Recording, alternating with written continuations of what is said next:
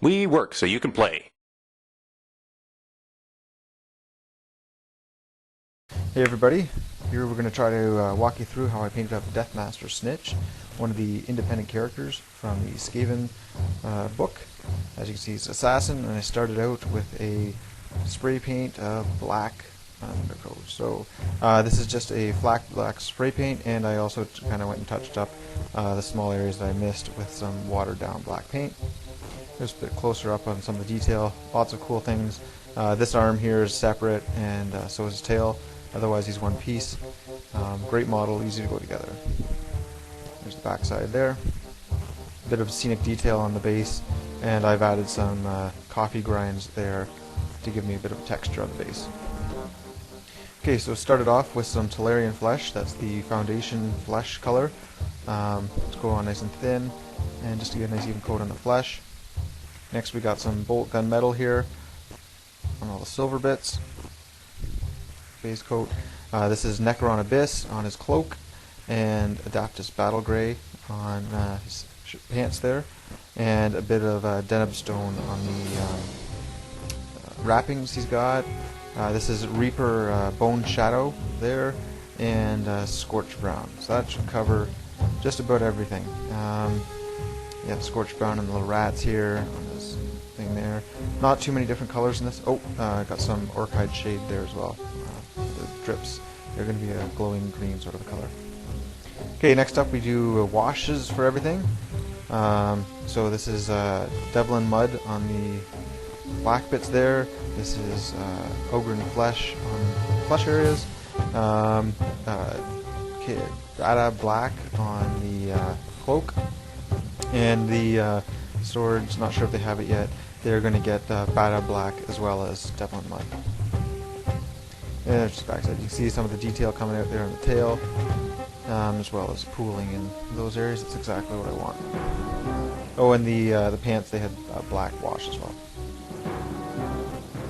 Okay, so now I'm starting to layer up the different colors. So I'm going to be using the cloudy grays on the pants there. I've gone in and done some bit more black in the shadow, the creases of the cloak, because it wasn't quite as dark as I wanted it. And I'm starting to do some, this is just bolt gun metal on the shiny bits of the sword.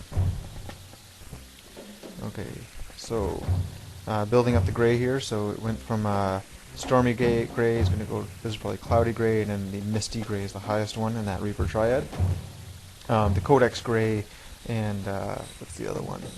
The GW grays, they'll do as well, and you can always mix a little bit of white in there.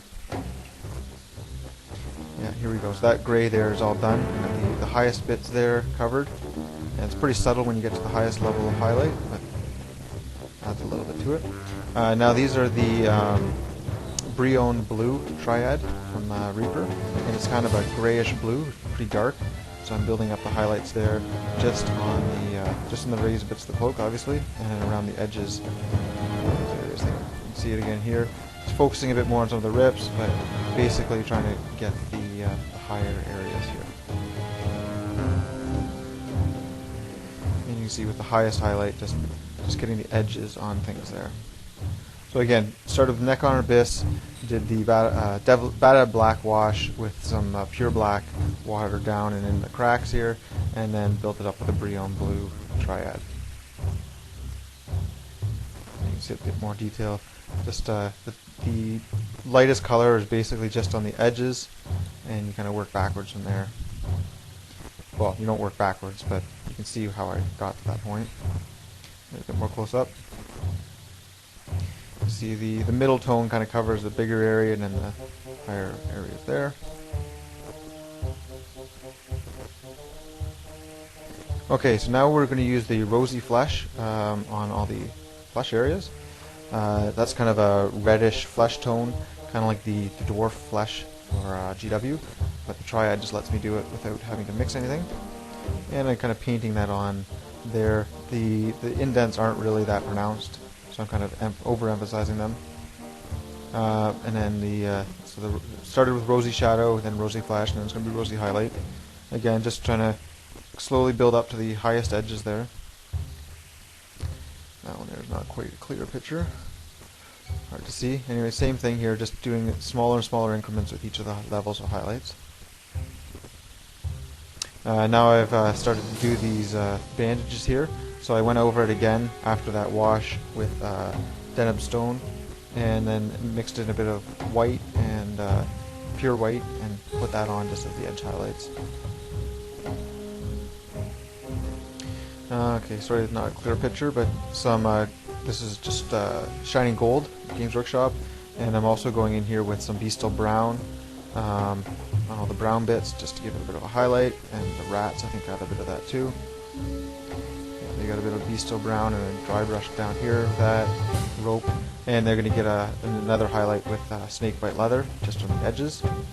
This year I went over the raised bits with chainmail, and then just the edges are going to get a bit of mithril silver. And blood red for the eyes, of course. And now we're all finished, so in between there you missed the step of these, so that's just a layer of snot green, Games Workshop snot green, and then scorpion green, and then a little bit of white mixed with the scorpion green just for the edges. What other areas? There's not a lot of colors on this guy. The claws and his teeth were bleached bone, and then a light wash of Devlin mud just around the lower areas. The gold got some edge highlights with mithril silver, and I just redid a bit of the brown bits just to make sure the highlights stood out nicely. A little bit of static grass here. The skeleton inside that armor there was given some layers with the Reaper bone triad. You can see the highlights there on the sword a bit more. They're metallic, so it's sometimes hard to see the highlights. Just going to go around about this character. Really like this model. Went together pretty fast, and I think it's a dynamic pose. Really well done. It's fun to paint these guys because they go together so. The colors go on there so fast. You know, better part of an evening and a half, I'd say. Finish this guy up.